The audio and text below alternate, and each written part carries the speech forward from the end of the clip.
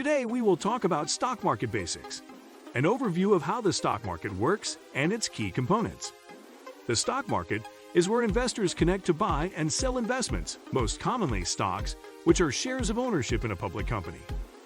The stock market is where investors buy and sell shares of companies. It's a set of exchanges where companies issue shares and other securities for trading. It also includes over-the-counter marketplaces, where investors trade securities directly with each other rather than through an exchange. The stock market explained. In practice, the term stock market often refers to one of the major stock market indexes, such as the Dow Jones Industrial Average or the S&P 500. These represent large sections of the stock market.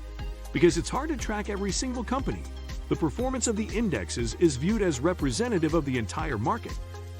You might see a news headline that says the stock market has moved lower, or that the stock market closed up or down for the day.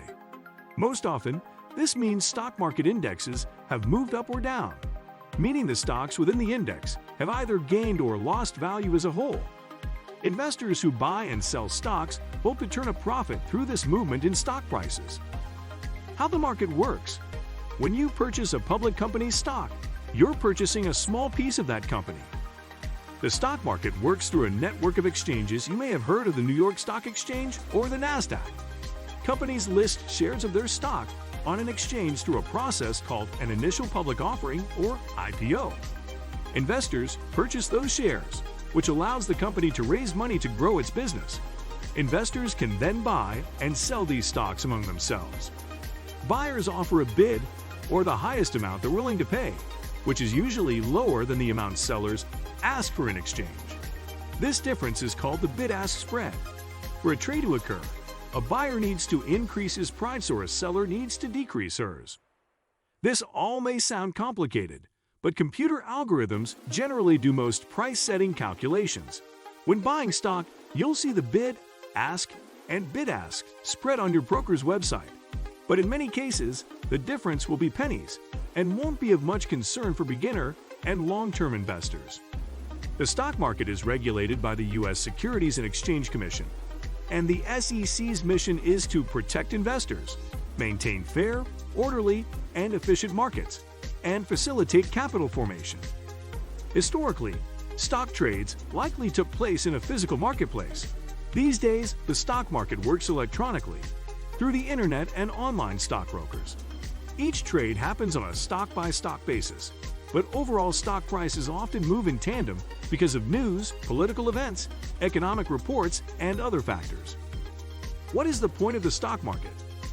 The point of the stock market is to provide a place where anyone can buy and sell fractional ownership in a publicly traded company. It distributes control of some of the world's largest companies among hundreds of millions of individual investors. And the buying and selling decisions of those investors determine the value of those companies. The market lets buyers and sellers negotiate prices. This negotiation process maximizes fairness for both parties by providing both the highest possible selling price and the lowest possible buying price at a given time. Each exchange tracks the supply and demand of stocks listed there.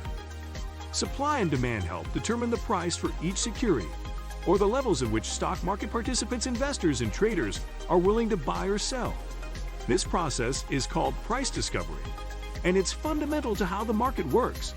Price discovery plays an important role in determining how new information affects the value of a company. For example, imagine a publicly traded company that has a market capitalization, market value, of $1 billion and trades at a share price of $20. Now suppose that a larger company announces a deal to acquire the smaller company for $2 billion, pending regulatory approval. If the deal goes through, it would represent a doubling of the company's value. But investors might want to prepare for the possibility of regulators blocking the deal.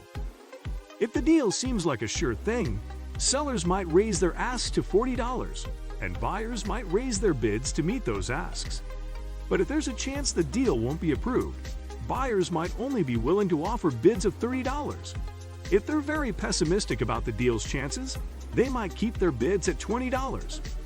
In this way, the market can determine how a complicated piece of new information, a takeover deal, which might not go through, should affect the company's market value. Investing in the stock market does come with risks, but with the right investment strategies, it can be done safely with minimal risk of long-term losses. Day trading, which requires rapidly buying and selling stocks based on price swings, is extremely risky. Conversely, investing in the stock market for the long term has proven to be an excellent way to build wealth over time. For example, the S&P 500 has a historical average annualized total return of about 10% before adjusting for inflation.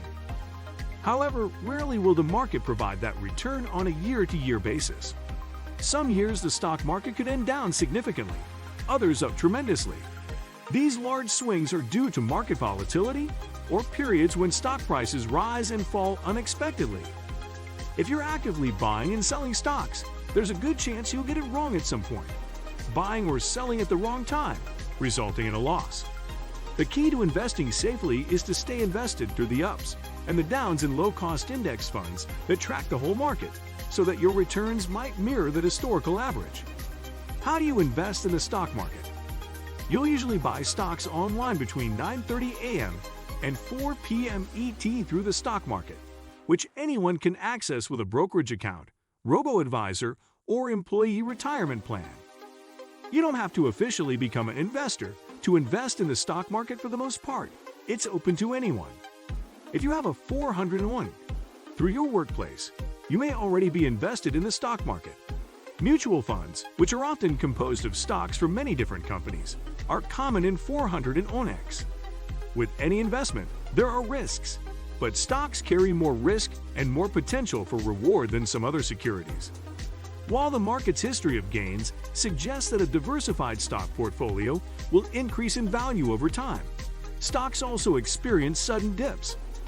To build a diversified portfolio without purchasing many individual stocks, you can invest in a type of mutual fund called an index fund or an exchange-traded fund. These funds aim to passively mirror the performance of an index by holding all of the stocks or investments in that index. For example, you can invest in both the DJIA and the S&P 500, as well as other market indexes, through index funds and ETFs. What do you think of our video? Let me know in the comment section below. Before you go, please hit the like button and subscribe to my channel. Thanks for watching.